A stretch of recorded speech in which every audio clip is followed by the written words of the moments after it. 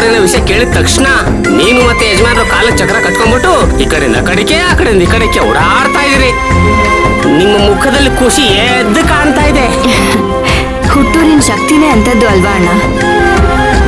ಅಲ್ಲೇ ಹುಟ್ಟಿರ್ತೀವಿ, ಅಲ್ಲೇ ಬೆಳೆದು ಜೀವನನ ಕಟ್ಕೊಂಡಿರ್ತೀವಿ. ಆಮೇಲೆ ಬೆಳೀತಾ ಬೆಳೀತಾ ಪರಿಸ್ಥಿತಿಗಳು ಬದಲಾಗಿ ಆ ಊರ್ನ ಬಿಟ್ಟು ಬರ್ಬೇಕಾಗತ್ತೆ.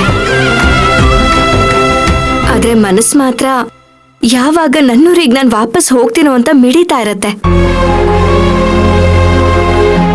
ನಾವೆಷ್ಟೇ ಬೆಳೆದಿರ್ಬೋದು ಅಣ್ಣ, ಏನೇ ಸಾಧನೆಗಳನ್ನ ಮಾಡಿರ್ಬೋದು, ಆದ್ರೆ ನನ್ನ ಹುಟ್ಟೂರಿನ ಸೆಳೆತ ಅನ್ನೋದಿರತ್ತಲ್ಲ, ಅದು ಮಾತ್ರ ಯಾವತ್ತೂ ಬಿಟ್ಟು ಹೋಗೋದಿಲ್ಲ ಅಣ್ಣ. ಅದು ನಿನ್ ನೋಡಿದ್ರೆ ಗೊತ್ತಾಗುತ್ತೆ ಬಿಡಮ್ಮ. ನಿನ್ನ ದೇಹ ಇಲ್ಲಿದ್ರು ನಿನ್ನ ಮನಸ್ಸು ಮಾತ್ರ ನಿಮ್ಮ ಅಜ್ಜಿ, ನಿಮ್ಮಪ್ಪಯ್ಯ, ನಿಮ್ ತಂಗಿ ಸುತ್ತಮುತ್ತಲ ಸುತ್ತಾ ಇರುತ್ತೆ. ನೀವು ಹೇಳಿದ್ದು ನಿಜಾನೇ ಅಣ್ಣ. ತವರನ್ನ ಮರೆಸೋ ಪ್ರೀತಿ ಸಿಗದೆ ಇದ್ದಾಗ ಅವ್ರ ನೆನಪಲ್ಲೇ ಇರ್ಬೇಕಾಗತ್ತಲ್ವಾ?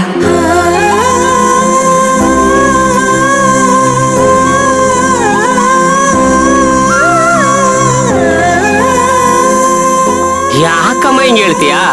ಇಲ್ಲಿ ದೊಡ್ಡ ಯಜಮಾನ್ರು ಮತ್ತೆ ಚಿಕ್ಕ ಯಜಮಾನ್ರು ನಿನ್ಗೆ ಚೆನ್ನಾಗೇ ನೋಡ್ಕೊತಾವ್ರಲ್ಲ. ಮನೆ ಅಂದ್ಮೇಲೆ ಯಾರ್ದೋ ಒಬ್ರು ಪ್ರೀತಿ ಸಿಕ್ಕಿದ್ರೆ ಸಾಕಾಗೋದಿಲ್ಲ ಅಣ್ಣ. ಹಾಗಂತ ಈ ಮನೆಯವ್ರ ಪ್ರೀತಿ ನನಗೆ ಬೇಕು ಅಂತ ನಾನು ಹಂಬಲಿಸ್ತಾ ಇಲ್ಲ. ನಾನು ಇವ್ರ ಮನೆಯಲ್ಲಿ ಇರೋಷ್ಟು ದಿನ ನನ್ನನ್ನ ಚೆನ್ನಾಗಿ ನೋಡ್ಕೊಂಡ್ರೆ ಸಾಕು.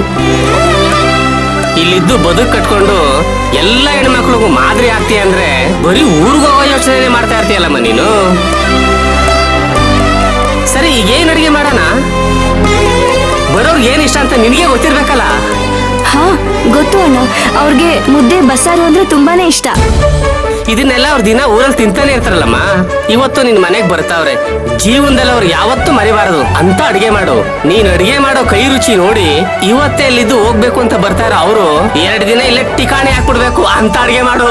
ಆಹಾ, ಚೆನ್ನಾಗಿ ಹೇಳಿದ್ರಿ ಅಣ್ಣ. ಅವ್ರು ಹಾಗೆ ಮಾಡಿದ್ರೆ ಮದ್ವೆ ಕೆಲ್ಸ ಎಲ್ಲ ನೋಡ್ಕೊಳ್ಳೋರು ಯಾರು? ಮತ್ತೆ ಏನಮ್ಮ ಮಾಡ್ತೀಯಾ?